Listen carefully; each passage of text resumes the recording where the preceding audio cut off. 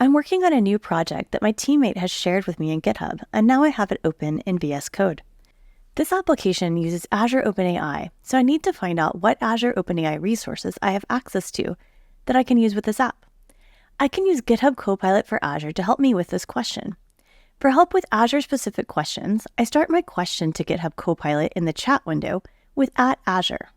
I can ask @Azure, what Azure OpenAI resources do I have deployed?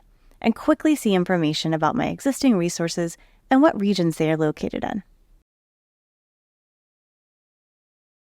I can also ask questions such as, how many web apps do I have deployed in the East US region?